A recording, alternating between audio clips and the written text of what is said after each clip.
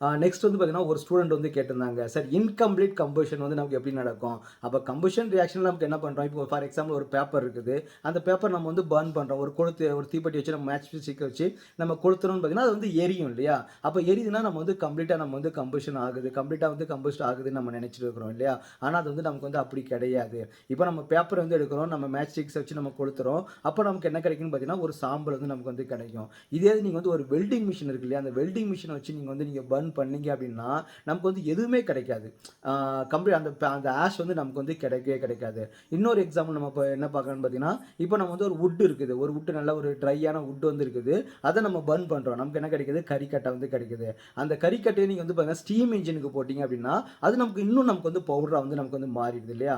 அப்ப நமக்கு என்ன ஆகுதுன்னு பார்த்தீங்கன்னா, இப்போ நமக்கு ஒரு வுட் இருக்குது. அந்த வுட்ட நம்ம பர்ன் பண்ணும்போது ஒரு கரிக்கட்ட மாரி நமக்கு கிடைக்குது. கருப்பா வந்து கிடைக்குது. அப்பனா அது என்ன பண்ணி பார்த்தீங்கன்னா, அது இன்னும் கம்ப்ளீட்டா பர்ன் ஆகல. அந்த வுட் என்னது இன்னும் நமக்கு வந்து கம்ப்ளீட்டா பர்ன் ஆகல. அப்ப அத இன்னும் நமக்கு டெம்பரேச்சர் குடுத்து, அந்த அயனிங் மிஷின், இல்ல ஸ்டீம் என்ஜின் இந்த மாரிலாம் நமக்கு வந்து யூஸ் பண்ணும்போது பார்த்தீங்கன்னா, இன்னும் கொஞ்சம் நமக்கு வந்து பவுடரா வந்து மாறிடுது. அப்ப இன்னும் வந்து அதுல வந்து என்ன இருக்குது? கம்பஷன் ரியாக்ஷன் வந்து போயிருக்குதுன்னு அர்த்தம். புரியுதா? அப்ப அந்த கம்பஷன் ரியாக்ஷன் வந்து நமக்கு எப்போ இன்கம்ப்ளீட் கம்பஷன் நமக்கு எப்ப நடக்கும் அப்படின்னு பார்த்தீங்கன்னா, ஒண்ணு தேவையான ஆக்ஸிஜன் அளவு கிடைக்காது அப்போ.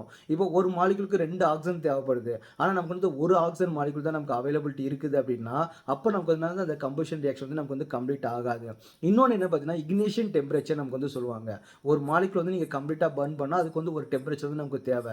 அந்த டெம்பரேச்சர் கிடைக்காம, அத விட கொஞ்சம் லோயர் டெம்பரேச்சர் வந்து நமக்கு கிடைச்சதுன்னா, அப்ப நமக்கு வந்து அந்த கம்பஷன் ரியாக்ஷன் வந்து கம்ப்ளீட் ஆகாது. அது கம்ப்ளீட்டா நமக்கு வந்து பர்ன் ஆகாது. அதான் நம்ம என்ன சொல்றோம்னா, இன்கம்ப்ளீட் கம்பஷன் நம்ம வந்து சொல்றோம். ஓகேவா?